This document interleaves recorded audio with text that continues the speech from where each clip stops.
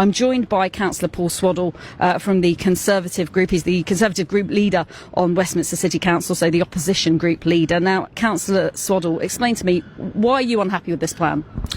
Well, I think fundamentally it's a bit of a con by the mayor. I mean, so far, he's not said where all the buses and taxis and bikes go.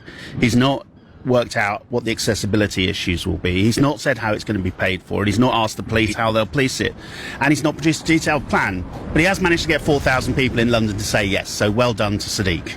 But in the end, what he says this is about trying to generate wealth. You know, if you think about this road, it's struggled over recent years. You had COVID, you've had the advent of online shopping. A lot of the shops we've seen, Debenhams closed down, for example, House of Fraser. Something has to be done, certainly from the mayor's perspective, to saying something has to be done in order to try to boost the area. And the idea of pedestrianising, it would mean that you'd be able to have events here. It would be more accessible, I suppose, for people who want to shop without having to, navigate the buses and the taxis and, get across the road. It'd be safer. That's what he's saying. Do you not see that point?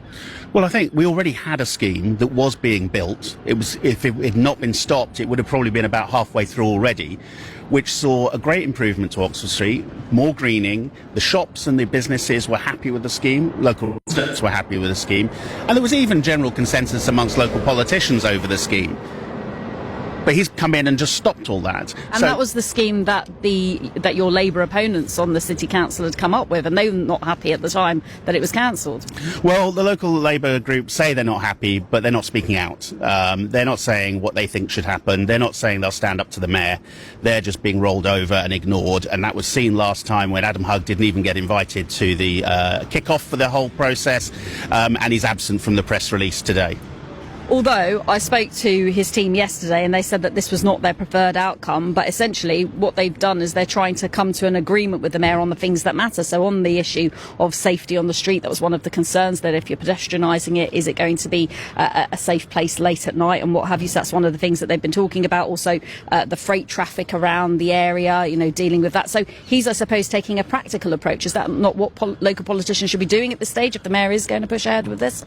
Look, this is a complete rollover for local democracy. Residents will have no say over what happens on the street. The mayor will decide everything. This is a vanity project that he's pushing through. And whatever Adam Hugg and his team say, they are rolling over. They are not fighting this. They are just trying to get the best thing out of it. But they should be starting from a point of residents do not want this scheme. They've voted it down previously. They've made it very clear. They've also agreed on a scheme that would work and would deliver great change for Oxford Street. But the area is about more than just the local residents. It has that importance nationally, doesn't it? Oh yes, this is the nation's high street, as people refer to it.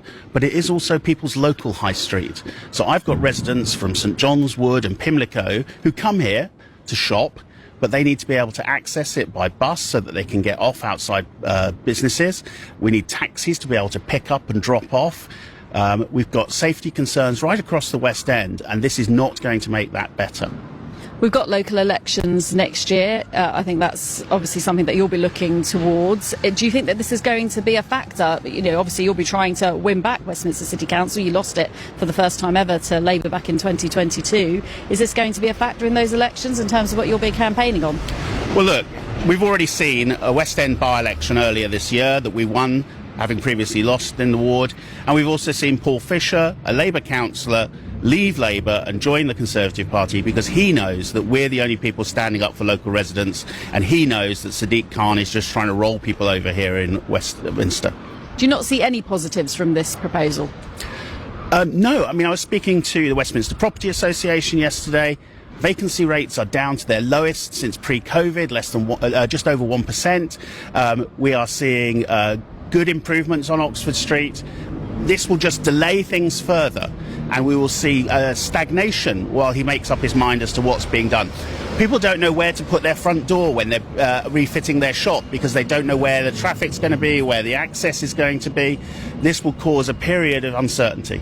Well, Councillor Paul Swaddle there from the Conservative group on Westminster City Council, thank you